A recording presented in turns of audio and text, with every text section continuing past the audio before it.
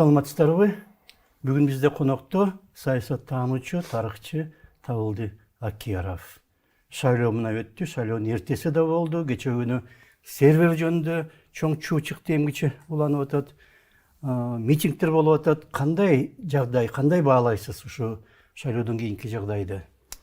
Албетте өтө өкүнүчтүү болду. Дүйнө жүзүнө биз укмуштуудай элди, дүйнөнү таң калтыргандай шайлоолорду өткөрөбүз деп президенттин аябагандай чоң аракети болгон, акимияттарга, жергиликтүү бийликтерге баарына тапшырма берип, жанагы мугалимдерди,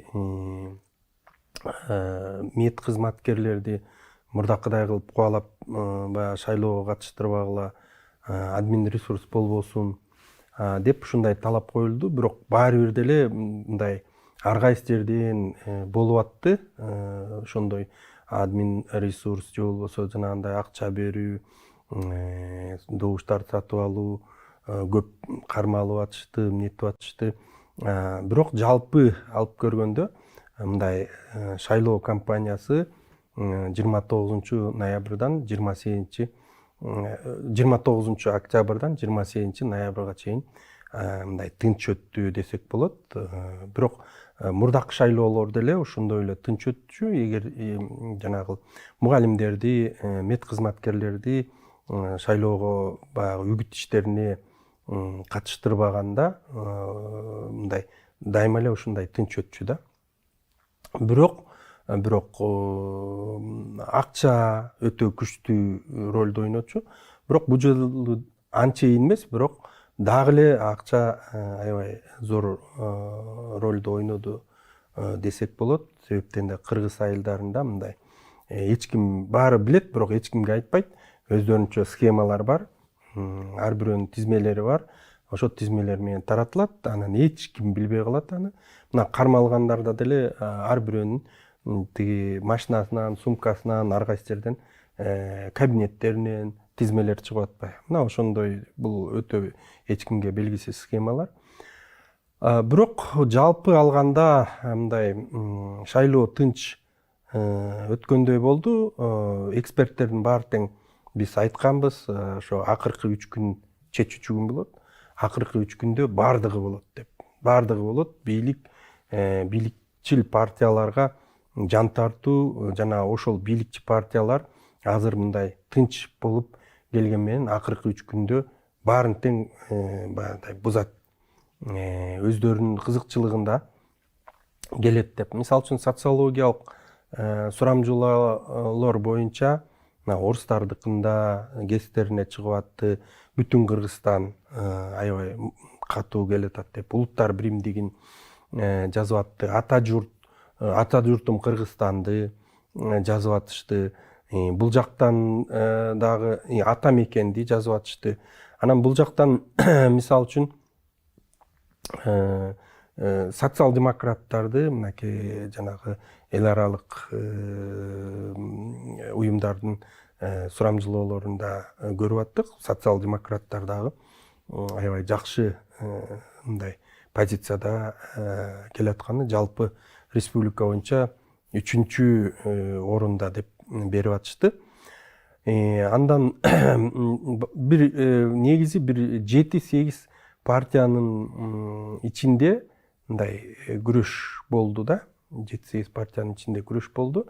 Калгандары баягы мындай жетише албай, бирок алардын деле аракеттери болуп атты.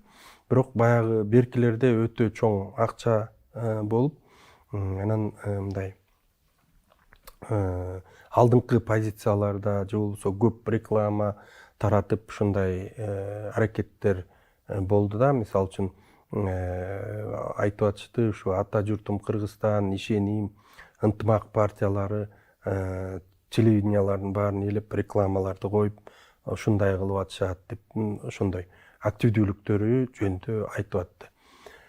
Бирок мынакей акыркы күнү шайлоо болду. Шайлоо күнү дагы мындай мыйзам бузуулар болду. Ар кайсы жерден баары катталып атты. Бирок ушул шайлоонун жыйынтыктарын саноого келгенде чатактын баары ошол жерден чыкты. Эң негизгиси бул жерде мен ошол дайыма шайлоо болгондо санактарды дагы аябай тыкыр карайм. Анан ошондо президент сүйлөдү, Садыр Жапаров сүйлөп элге кайрылуу жасады. Кайрылуу жасагандан кийин дароо сервер бузулду деди дагы. Сервер 40 мүнөт 1 саатка жакын чамада мындай бузулду да жок болуп кетти. Ага чейин 10 партия 5% босогодон өттү деп көрсөтүп аткан. Анан кийин сервер оңдолгондон кийин 6 эле партия калды да. 6 эле партия калды. Бирок берки өтпөй калган партиялар алар чурулдап биздин добуштарыбыз урдалып кетти деп аябай мындай тынчсызданууну көрсөтүп атышты. Эми баардык эле Кыргызстанда ошо шайлоону карап аткан адамдар баары эле күбө болду, кандай болгонун, эмне болгондугун. Анан кийин баары эле жакшы деп Борбордук шайлоо комиссиясынын төрагасы Шайлдабекова баары эле жакшы иштеп атат, бирок бир гана жеринен кичине катачылык кеткен. Сервер ошондон баягы мындай шайлоолор жыйынтыгы так эмес көрсөтүлүп калган дегендей бир мындай билдирүүлөрдү жасаганга аракет кылды. Бирок саясатчылар ага каршы дагы толтура аргументтер менен баягы айтып, түшүндүрүп, коомчулукка билдирип, ошондой көп билдирүүлөр болуп кетти да. Эми бул өтө чатак болду, албетте өтө чатак. Дүйнө жүзүнө баарына жарыя кылып алып, анан аягында мына ушундай бир өтө оңтойсуз абалга калып калыш бул өтө мындай өкүнүчтүү. Анан бийлик үчүн дагы өтө мындай чоң сабак болуш керек бул жерде. Себеп дегенде бийлик дайыма шайлоолордо ошондой бир тиги шайлоону өткөрүүчү штаб түзүшөт. Мынакей өткөн Сооронбай Жээнбековдун учурунда да бир чоң штаб түзүлүп, анда да шайлоо талкаланган. Азыр дагы бир чоң штаб түзүшкөн. Анан акыркы учурларда мына азыр Совбездин секретарына чейин ошол штабты контролго алып, ГКМБ баары ошондой болуп атып, анан ушундайга келип атат да. Бул деген бийлик өлкөдөгү процесстерди толук контролдой албай аткандыгын көрсөтүп атат. Же болбосо өздөрү кошо мындай ошол конфликттерге кандайдыр бир деңгээлде билип билбей балким мындай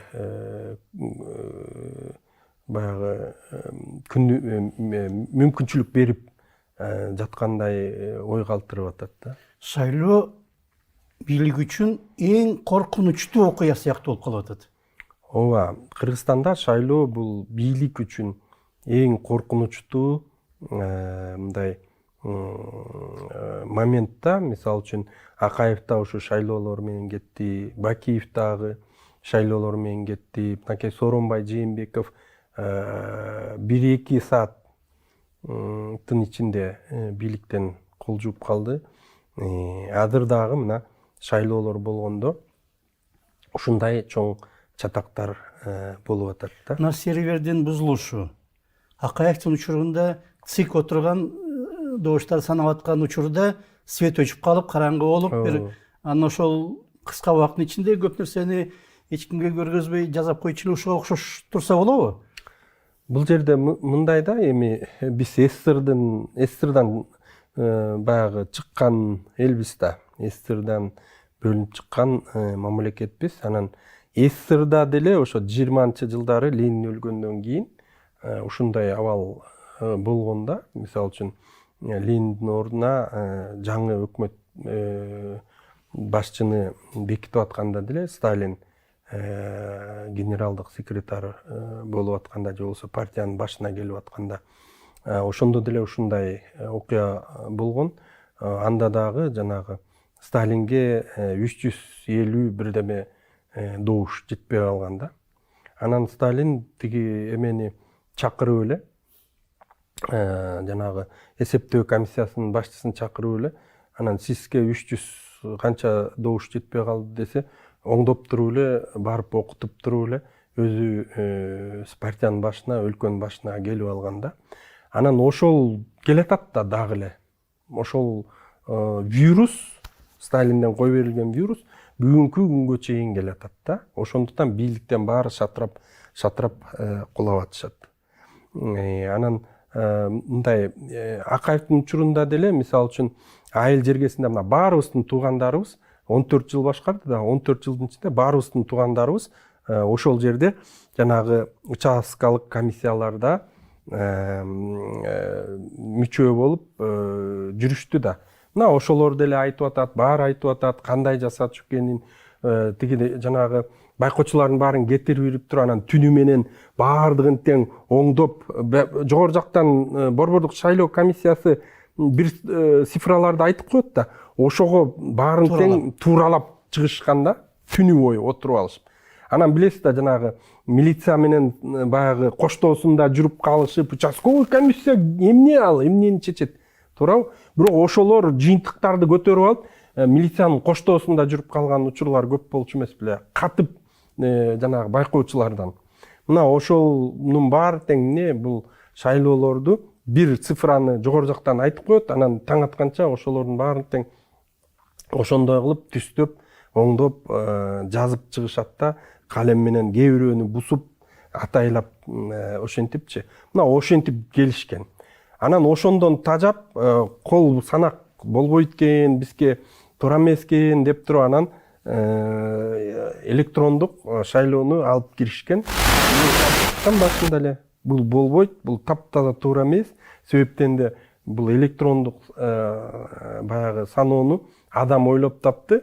Ошого эле адам тескери таасир берип коюшу мүмкүн деп. Анан кийин чыкпадыбы? Мисалы үчүн бир шайлоолордо Швейцариядан бир эме серверден биздин серверге кирди деп аябай дагы анда да бир чуу чыккан. Дагы ошондой бир окуялар болуп аткан. Анан акыркы мезгилдерде айта баштаган 2 сервер экен деп.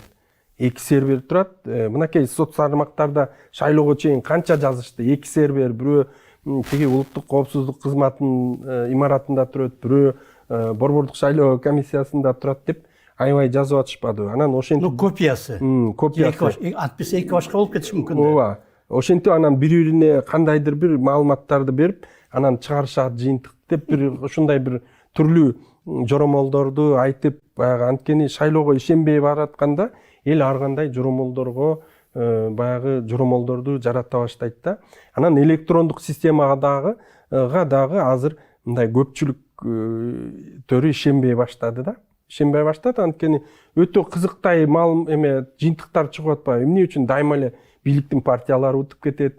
Мисалы үчүн бүтүн Кыргызстанды алалы. Анын эң аз дегенде 120 000 фанаты бар да. Анткени ал дайыма 120дан өйдө алып атпайбы? 170ке чейин алып атат. Эмнеге өтпөйт дайыма? Анда бирдеме жасалып атат да, ошондуктан өтпөйт. Электрондук системада да өтпөйт. Колдо мейли бүтүн өтпөй калыптыр. А эми электрондукта да өтпөй атпайбы? Кызыктыгы ошондо да. Көрдүңүзбү? Мына ошондой партиялар да ошондой бар да, кызыктуу жагдайлар бар. Анан мен дагы мындай өзүм да байкап жүрчүмүн, ушу кандайдыр бир нерсе менен жазалат бул депчи. Себептен мен да илгери бир партияга чакырышкан, 30-чу номер болуп кириңиз деп. Анан макул болуп кирейин десем, бир ак үйдө мындай өтө көп жыл иштеп, анан депутат болуп жүргөн дагы бир саясатчы ошол партиянын тизмесине кирип калды. Анан кийин мен карасам, ал 11-чи болуп кирди да. Бизден кийин келип, бирок 11-чи болуп кирди. Анан мен ойлодум, бул ак үй менен аябай жакшы, ак үйдүн баары дос муну менен. Демек 11-чи болсо, бул партия 15 эле добуш алат деп ойлодум да.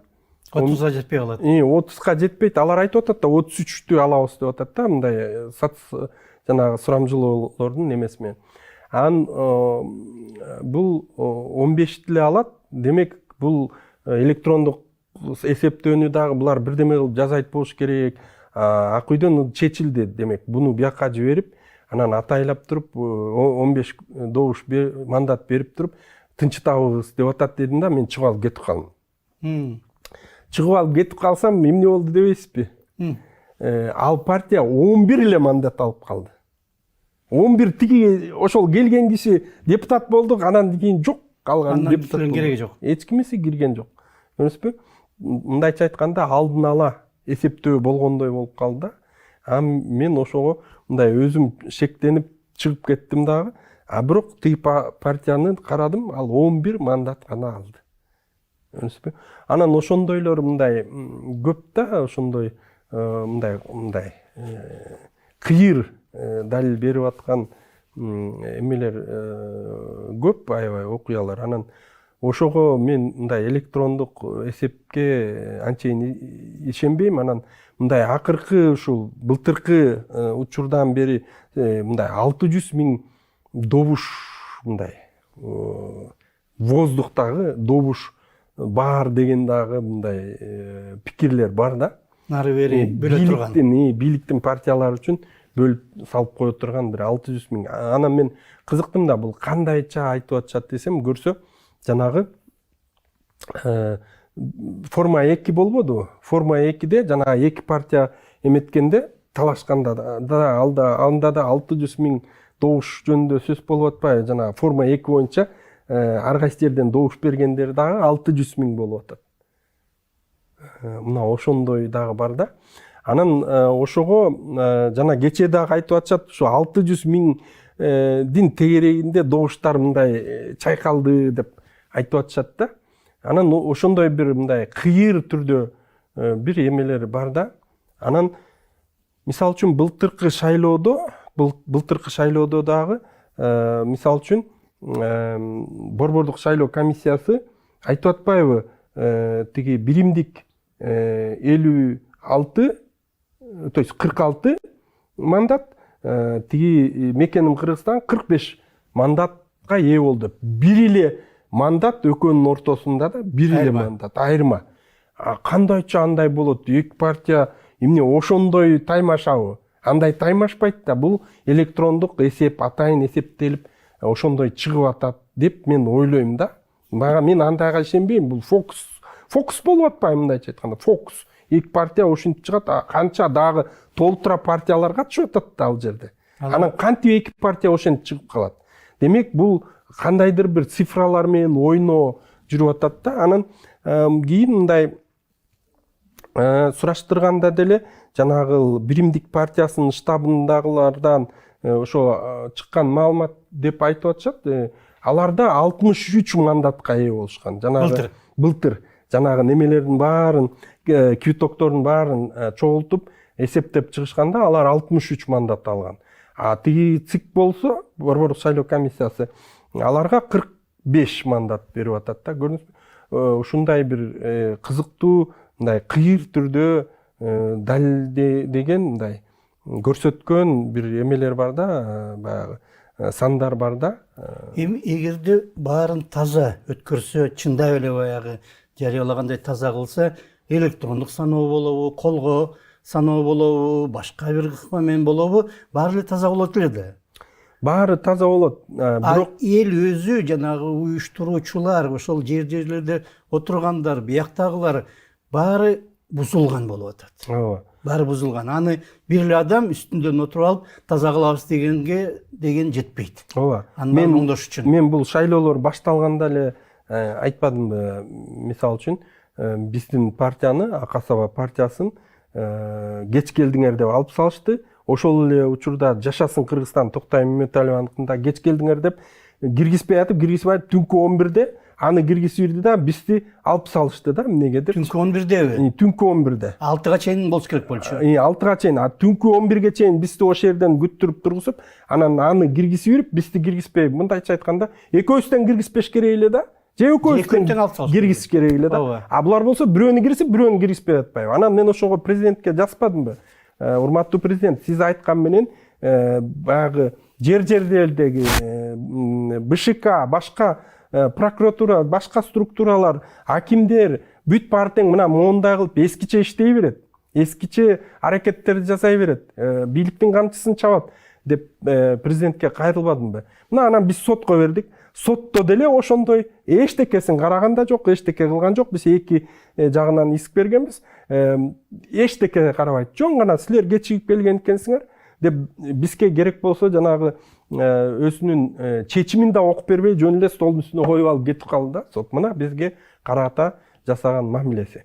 Мына ошондой да бул анан мына ошентип эле баары бир келе берет. Мынакей борбордук шайлоо комиссиясы деле мынакей кечөөнү серверден ушундай ката кетти деп эмнеге себеп дегенде жанагы партияларды бийликтин партияларын баарын өткөрүш керек болуп атат да маселен мисал үчүн. Себеп дегенде мен айтпадымбы, мынтип изилдеп анализдеп көрсө жанагы преференциальный системада мына батыштан алып келишпедиби баарын? Батыштан алып келди, бирок батышта канча партия шайлоого качат? 2-3, эң эмеси 7 партияда, 7ден ашпайт аякта партиялар жок. Бизде болсо 21 партия катышып атпайбы? Анан мен ошого билдирүү жасадым.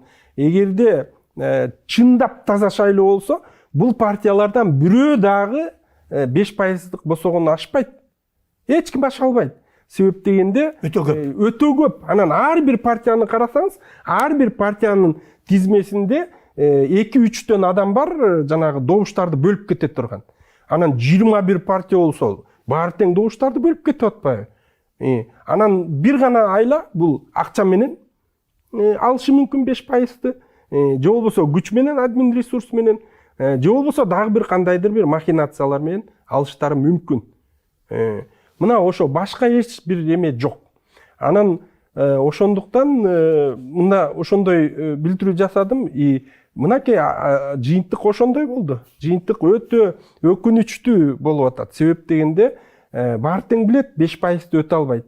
Мисалы үчүн төрөлө элек жаткан партиялар өтүп кетип атпайбы? Кече жаралып шайлоого катышып эле өтүп кетип атпайбы? Ал кантип атерде бүтүн Кыргызстан ата мекен 30 жылдан бери жана социал-демократтар баары көнгөн ошол атка СДПК деп. Анан кантип алар деле барып кайра чыгып кетип атышпайбы? Жана эл үмүтүнү өткөрүп атышпайбы? Жана 10-дун ичинде эл үмүтү жүрөт. Кече эле балдар. Кантип андай болот? Мындайча айтканда, Акаевдин учурунда туура жанагындай жазалчу, шайлоо жазалчу да. Орой жазалчу. Бакиевдин учурунда да орой жазалчу. Бирок мындай илимден чыкпайт да. Илимден чыкпайт. Илим далилдеп койсо, могу жерден болбойт ары. Себептен да мыналар бар десе, ошондон чыкпайт да. Азыр болсо илимден чыгып кетип атышпайбы? Илимден чыгат. Мисал үчүн алсак, жанагы жапжаш 80-90 жылкы балдарды баарын тең бир тизип эл үмүтү деп туруп алып баратышат. Чыгышта бүт дүйнө жүзүндө билишет. Чыгышта улгайган адамдарга добуш берет, ишенимди көбүрөөк ошолорго берет, кички балдарга бербейт. Алар дагы өсө элек деп коет. Бирок ошолорду алып сүйрөп кирип баратышпайбы? Көрүнүзбү? Мындай илимдин дагы эчтекенин кереги жок. Мына биз эксперттер ошонун баарын жаздык, айттык, мындай болбойт, булар өтпөйт деп. Бирок баары социалдык жанагы сурамжылоолорго да каршы жыйынтыктар чыгып атпайбы? Мына социалдык сурамжылоолордо ишеним менен тиги эл үмүтү өтпөй атат. Булар өткөрүп жүрүп атат. Анан өткөргөндө да ата мекен бүтүндүн алдына чыгарып жүрүп атышпайбы? Илимге жатпайт да булчу. Илимге, мына социалдык сурамжылоолорго жатпаган нерсени. Илимий негизи жок. Илимдин негизде. Мына социалдык эмелерде айтты. Бүтүн Кыргызстан өтүп атат, ынтымак өтүп атат, ата журтум Кыргызстан өтүп атат, ата мекен өтүп атат, азаттык, улуттар биримдиги деп мына 6 партияны айтып атат. Булар болсо, сурамжылоо. Булар болсо таптаза башка нерсени жасап берип атышпайбы, көрсөтүп атышпайбы? Эми татпаз эмес, жарымы. Ошондой. Мисалы үчүн альянс башкалар өтпөйт деп атса, булар өткөрүп берип атат. Анан мен дайыма мындай шайлоолордо штабтардан анча-мынча маалыматтарды алып турам. Анан бул жолу акыркы күнү мен мындай кокустан болуп калды. Менин досум атасынын юбилейине чакырды. Анан мен ал жака барсам, Өмүрбек Чиркешев да келип калды да. Анан кийин мен сурадым андан. Кандай болуп атат, жыйынтык кандай болушу мүмкүн десем, ал айтты. Жыйынтык жакшы деди. Мен үчүн атайын сурамжылоо жасаткам деди. Атайын сурамжылоо жасатсам, 4 партия 5% босогодон өтүп атат деди. Калгандардын баары 4%тен ылдый экен деп айтты. Ана мен айттым, кайсы партиялар десем, ал айтты, Ата журтум Кыргызстан, Бүтүн, Ата мекен и Ыйман Нуру. 4 партия өтүп атат деди. Калганы бирөө да өтпөйт экен деп ошентип айтты. Эртеси күнү болсо мына кандай тескери, таптаза тескери. Минтип айтсак болобу, мына биздики бир 5 мүнөт калыптыр, кыска эле. Өйдө жактан тазаланалы деген эрк бар, мисалы үчүн ылдый жактан коом таза болсок деген дагы мындай жалпы колдоо бар. Бирок ортосунда отургандар, жана чиновниктер мурунку калыптанып калган мына советтикке кийин мына феодалдык нерселер кошулуп кетти. Ошолор эч нерсени өзгөрткүсү келбей, мурдагыдай эле иштеп, бийликке да баш ийбейт, элге да баш ийбейт. Ушундай болуп калдыбы? Туура, өйдө жактан, мисалы үчүн биз аябагандай көп эмени көрүп атабыз, мындай ниетти. Таза шайлоо өткөрөлү, дүйнөгө таза шайлоо өткөрө ала турган мындай коом катары кабылданып калалы деген, таанылалы деген аракетти көрүп атабыз. Ылдый жак болсо аябай каалап, сурап, талап кылып атат, ошону жасагыла деп эметип атат. Бирок мамлекеттик структуралар, жанагы мен президентке кайрылган дал ошо болду да. Айтпадымбы, мамлекеттик структуралар кайра эле эскиче эле иштеп атат. Бийликчил партияларды, алар фамилияларын же болбосо аттарын партияларын билет да. Ошолордун эле көмөчүн эметип, ошолорго жан тартып эле аракеттерди ошондой жазып атат. Мейли ал БШК болобу, мейли ал сот болобу, прокуратура болобу, башка болобу, баары бир ошо бийликчил гана партияларды өткөргөнгө аракет кылып атат деп. Анан бир нерсеси, мынау шайлоого катышкан партиялардын өзүндө да күнөө бар. Анткени президент айтпадыбы, менин партиям жок деп. Бийликчил партия жок. Менин атыма жамынган партиянын баарын тең кулаткыла же шайлоого добуш бербей койгула, башкага бергиле деп айтты да, туурабы? Бирок бул партиялар, эл, коомчулук, социалдык тармактар, эксперттер, аналитиктер баардыгы тең айтып атты. Мынау партиялардын баары тең бийликтин партиясы деп 5-6 партияны айтып атты. 8 партияга чейин айтып атышты. Бирок саясий партиялар бирөө дагы айткан жок да, урматтуу президент, сиз айтып атасыз ошентип, бирок 8 партияны биз көрүп турабыз бийликтик экенин. Бул болбойт деп эч ким айткан жок да. Жыйынтык мына бүгүнкүндөй болду. Себеп дегенде жанагы мамлекеттик структуралар бийликчил партияларга иштеп коюп атышпайбы. Мына ошондой болуп атат. ЦИКчи. Бұрын ЦИК дагы ошондой. Таза эмес. Таза эмес, ал дагы таза эмес. Мен ЦИКке, Кыргызстандын ЦИКине деги эле ишенбейм. Бирок мен бир да жолу, балким бир жолу калтырып калышы мүмкүн кайсы бир себеппен. Бирок бир да жолу шайлоону калтырбайм. Дайыма барып шайлайм. Бирок мен эч качан ЦИКке ишенбейм. Борбордук шайлоо комиссиясына Кыргызстандын мен ишенбейм.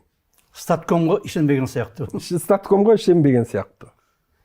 Кантип оңдош керек? Аябай кыска, мүнөтүбүз аз калды. Оңдоо оңой эле, мунун баарын тең мыйзамдардын баарын жакшы жазып чыгыш керек. Бийликке мындай мүмкүнчүлүк бербегендей мыйзамдарды жазыш керек да. Мисалы үчүн эмне үчүн бийлик бир партиянын президент болду, бир партиясын менен эле кириш керек. А эмне үчүн 4 партия алып кирет? Мисалы үчүн Сооронбай Жээнбековдор 3 партия алып кирди, туурабы? Булар 8 партия алып кирди. Бөлүп алыш үчүн. Азыр дагы бирөө келсе, ал 16 партия алып келиши мүмкүн. Мындайча айтканда, контролдук пакетти ээлөө болуп атпайбы? Жогорку кеңештеги контролдук пакетти ээлеп алып, бийлик жүргүзүү жүрүп жатат да. Ошол үчүн бийлик кулап атат. Анткени контролдук пакетти алганга эч ким каалабайт да аны. Мүмкүнчүлүк бербейт. Себептен контролдук пакет алгандан ал авторитардык режим болот да. Ошондуктан аны бербеш үчүн ушинтип бийликтер кулап атат да. Бүгүн болбосо эртең бүрсү күнү башка күнү кулап атат да ошентип. Убактыбыз аяктап калыптыр. Дагы көп талкуу болот го бул шайлоо тууралуу, жыйынтыктар тууралуу. Рахмат сизге. Бизде конокто саясатталдоочу Табылды Акиров болду. Биз кечээ 28 ноябрда өткөн шайлоонун алгачкы жыйынтыктар тууралуу сөз кылдык. Рахмат сизге. Сиздерге рахмат. Саламат болуңуздар.